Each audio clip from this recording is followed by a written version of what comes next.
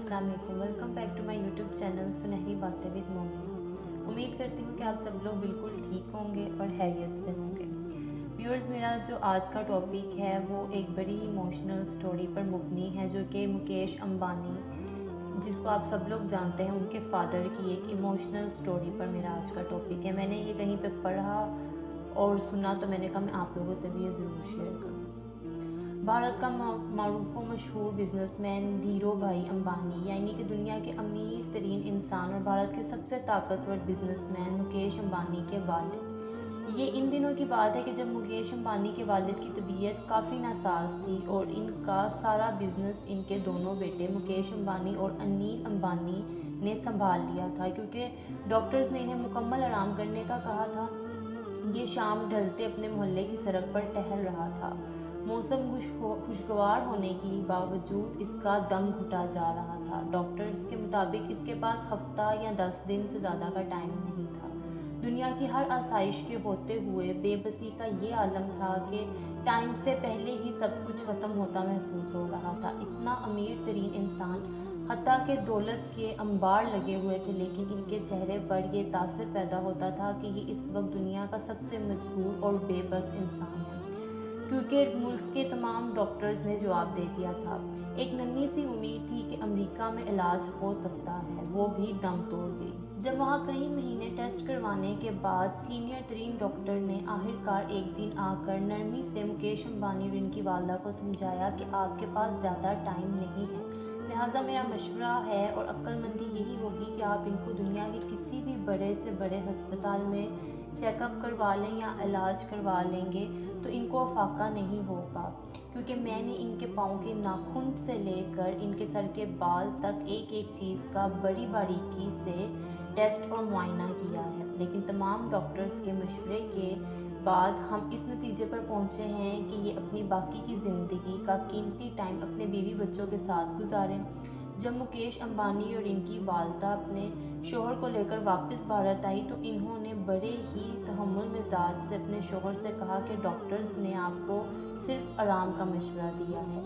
लेकिन धीरू भाई अंबानी अपनी जिस्मानी सेहत से वाकिफ़ थे और अपनी इस लाइलाज बीमारी के बारे में अच्छी तरह जानते थे, लिहाजा ये सिर्फ अपने घर में रहते और कभी कभार टहलने के लिए घर से बाहर निकलते। इस शाम मौसम काफ़ी खुशगवार था तो जी अपने घर से टहलने के घर से मोहल्ले में निकले और बेखबरी के आलम में ना जाने कितनी देर टहलता रहा। इसकी सोचों का तसलसल तब टूटा जब टहलते टहलते वो एक तंग से बेरौनक पुल पर पहुंचा। सड़क पार दूसरी तरफ 2 मंजिला मकान के दरवाजे के बाहर एक खातून खड़ी किसी आदमी से गुफ्तगू कर रही थी।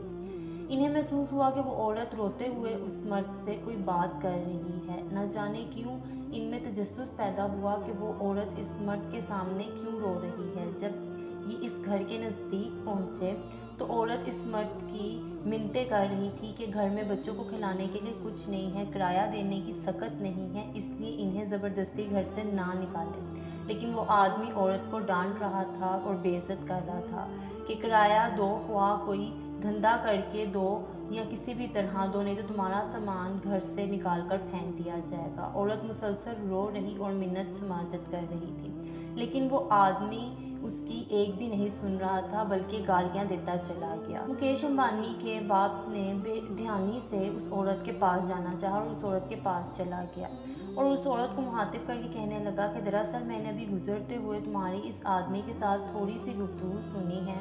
मुझे बताओ मेरी बहन, तुम्हारा मसला क्या है? कि बेशक दिलों का हाल ऊपर वाला जानता ही है बहन, लेकिन मुझे बताओ क्या बात है। वो बोली, मैं एक बेवा औरत हूँ, मेरे छोटे छोटे बच्चे हैं, शोहर को फौत हुए साल होने को है। शुरू में तो पड़ोसी रिश्तेदार कुछ मदद वगैरह कर देते थे, फिर आहिस्ता आहिस्ता सब ने हाथ खींच लिए। घर में राशन नाम की कोई चीज़ नहीं है, लेकिन मकान मालिक का सब्र ही ख़त्म हो गया है, क्योंकि मुसलसल 2 माह से मैंने इसका किराया नहीं दिया। इसने कल शाम तक की आखिरी मोहलत दी है, अगर ये किराया ना दिया तो सामान समेत घर से निकाल देगा। मेरे पास अब कोई और चारा नहीं है। ये कहते हुए इसकी आवाज़ बैठ गई और इसकी आंखों से ज़ारों के तार आंसू बहना शुरू हो गए। इसने भी जल्दी से दूसरी तरफ मुंह करके बहाने से आंसू साफ किए, फिर मुड़कर जल्दी से बोला, बस बस ठीक है बहन, कोई बात नहीं। اور اپنی جیبوں میں ہاتھ ڈالے تو پتہ چلا کہ جیبوں میں جو رقم ہے وہ نہ ہونے کے برابر ہے، کیونکہ جس عالم میں وہ نکلا تھا اسے تو ہوش ہی نہیں تھا کہ اس کے چلتے ہوئے ایسا منظر اس کی آنکھوں کے سامنے آ جائے گا۔ اس نے خاتون سے کہا، فی الحال یہ رکھو اور مجھے اپنا مکمل پتہ بتاؤ۔ فکر کرنے کی کوئی ضرورت نہیں ہے، اپنے گھر جاؤ، اوپر والا سب ٹھیک کر دے گا۔ لیکن وہ خاتون بے یقینی کے انداز میں اس کی طرف دیکھ رہی تھی کہ جیسے سوچ رہی ہو کہ اس پر بھروسہ کرے یا نہ کرے، کیونکہ یہ مسلسل اس عورت کو کہہ رہا تھا کہ تمہیں پریشان ہونے کی ضرورت نہیں ہے، تم چپ چاپ گھر میں بیٹھ جاؤ۔ اس نے پھر سے یقین دہانی کرائی کہ تم جاؤ، ایڈریس بتا دو۔ بس اس نے آخرکار اپنا نام، گلی وغیرہ اور ایڈریس بتا دیا اور پھر ایک طرف کو چل پڑی۔ تھوڑی دیر تک خاتون کو جاتا دیکھنے کے بعد وہ مڑا اور واپسی کی طرف تیزی سے قدم اٹھانے لگا۔ گھر پہنچ کر اس نے کافی مقدار میں نقدی رقم لی اور ڈرائیور کو بڑی وین نکالنے کو کہا، پھر خود ڈرائیو کرتے ہوئے شہر کے 24 گھنٹے کھلے رہنے والے اسٹور سے راشن کی بڑی مقدار وین میں بھری اور خاتون کے بتائے ہوئے ایڈریس پر پہنچ کر سارا راشن اس کے گھر اتارا۔ باقی کی رقم خاتون کو دی اور کہا صبح کرایہ دار سے وہ خود بات کر لے گا اور کرائے کا معاملہ نپٹائے گا۔ اس نے اس عورت سے مالک مکان کا ایڈریس لیا اور اس عورت کو مخاطب کر کے کہنے لگا کہ میری بہن، یہ مہینہ محسوس رقم آپ تک پہنچا دی جائے گی ہر مہینے۔ اچانک اس عورت نے اسے کہا کہ اللہ آپ کا بھلا کرے۔ تو اس نے اس عورت سے پوچھا کہ آپ کس دھرم سے تعلق رکھتی ہیں؟ تو اس نے کہا کہ میں مسلمان ہوں، کیونکہ اس سے پہلے انہوں نے کبھی اس عورت سے نہیں پوچھا کہ تم کس مذہب سے تعلق رکھتی ہو۔ یہ تو جب اس عورت نے کہا کہ اللہ آپ کا بھلا کرے تو ان کو شک پڑا کہ یہ مسلمان ہے اور انہوں نے اپنی تسلی کر لی۔ پھر انہوں نے اس عورت سے کہا کہ اللہ سے میری صحت کے لیے دعا کیجیے گا، لیکن یہ عورت نہیں جانتی تھی کہ یہ سخی انسان مسلمان نہیں بلکہ ہندو ہے۔ خیر، یہ کہہ کر جلدی سے بنا کچھ کہے سنے واپس مڑ گیا۔ خاتون بت بنی بے یقینی کے عالم میں کھڑی آنسوؤں بھری نگاہوں سے دیکھتی رہ گئی اور وہ انسان وین سمیت نظروں سے اوجھل ہو گیا۔ مکیش امبانی کے والد کی کیفیت اب کافی بلکہ بہت مختلف تھی۔ اس کے انگ انگ سے خوشی پھوٹ رہی تھی۔ کچھ گھنٹوں پہلے جو اس کی حالت تھی وہ اب بالکل اپوزٹ ہو گئی تھی اور بدل گئی تھی۔ اب اسے ہفتہ 10 دن گزارنے کی جو فکر تھی وہ تھوڑی کم ہو گئی تھی۔ ہفتہ 10 دنوں کا خیال آتے ہی اس نے کاغذ قلم لے کر خاتون کا ایڈریس لکھ کر وصیت لکھی کہ یہ ہر ماہ باقاعدگی سے 4 لوگوں کے معقول سے بڑھ کر خرچے کی رقم اس ایڈریس پر بھجوائی جائے۔ اس کے نتیجے اس نے اپنے دستخط کر دیے اور کاغذ کو لفافے میں بند کر کے تجوری میں رکھ دیا۔ اب اسے لگ رہا تھا کہ اپنے آخری سفر کے لیے وہ تیار ہے یا تھوڑی بہت تیاری کر لی ہے۔ پھر ہفتہ گزر گیا اور 10 دن گزر گئے، پھر مزید 10 دن اور پورے 15 دن گزر گئے۔ گھر والوں کے کہنے کے باوجود وہ ہسپتال نہیں گیا اور پھر پورا 1 مہینہ گزر گیا اور اگلے مہینے کی رقم بھی اس نے فوراً بھجوا دی۔ پھر ایسے ایک مہینہ کرتے پورا سال گزر گیا اور وہ معمول کے مطابق رقم بھجواتا رہا۔ پھر 5 سال، پھر 10 سال گزر گئے اور پھر پورے 16 سال گزر جانے کے بعد ایک رات وہ معمول کے مطابق اٹھا اور اپنے بڑے گھر کے گراس ایریا میں ٹہلنے لگا۔ اچانک اس کی طبیعت ناساز ہو گئی اور اسے اپنی سانسیں پھولتی ہوئی محسوس ہوئی۔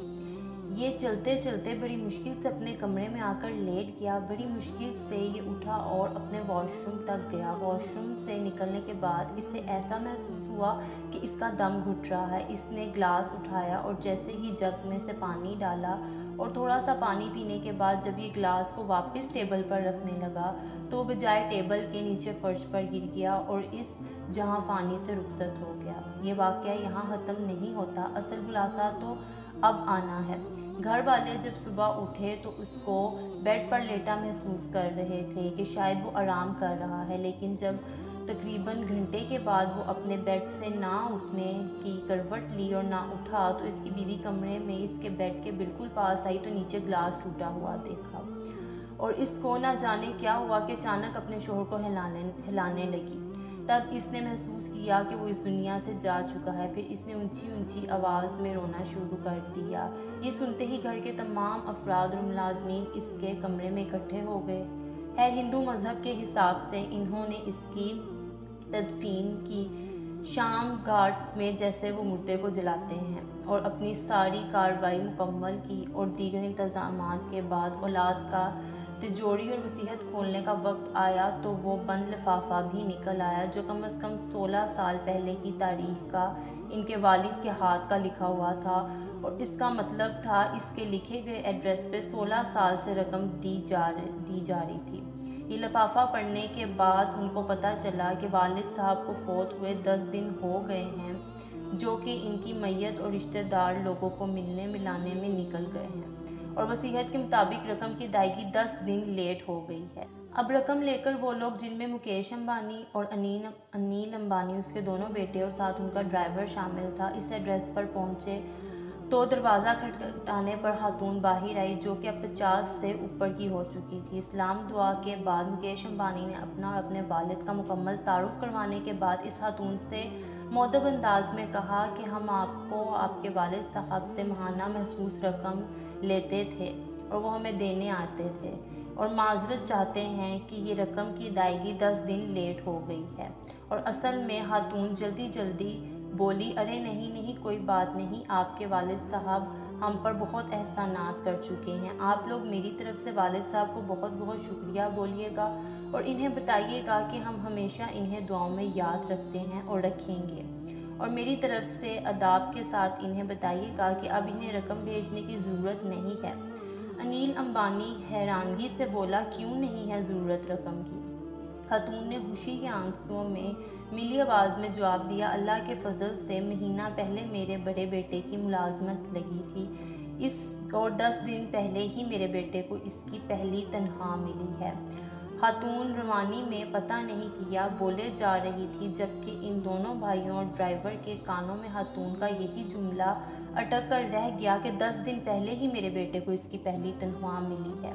پھر یہ دونوں بھائی اس عورت کا شکریہ ادا کر کے اپنے گھر واپس لوٹ آئے۔ اس عورت نے بھی کبھی یہ جاننے کی کوشش نہیں کی تھی کہ ان کا مذہب کیا ہے یا مکیش امبانی کے والد اتنے امیر انسان ہیں۔ جب یہ واپس اپنے گھر لوٹے اور اپنی والدہ سے اس واقعے کے متعلق ساری ڈیٹیلز بتائیں تو وہ بڑی حیران ہوئیں اور ساری کہانی کو سمجھ گئی کہ ڈاکٹرز نے جب انہیں 10 دن کا ٹائم دیا تھا تو یہ 16 سال کس ڈیوٹی کو انجام دیتے ہوئے گزار چکے تھے۔ ناظرین، آپ صلی اللہ علیہ وسلم کا فرمان ہے کہ رازداری میں کیا گیا صدقہ اللہ پاک کے غصے کو بجھاتا ہے، اور ہر عقل رکھنے والے کے لیے اس واقعے میں صدقے کے متعلق بڑی کھلی اور واضح نشانی موجود ہے۔ اس میں کوئی دو رائے نہیں کہ صدقہ مال و جان دونوں میں اضافہ کرتا ہے، صرف مال میں نہیں بلکہ عمر بھی بڑھاتا ہے۔ جس شخص کو اب بھی یقین نہ ہو رہا ہو وہ کسی بھی غریب، بیوہ، یتیم، مسکین کے ساتھ یہ تجربے کے طور پر ایسا کر کے دیکھ لیں۔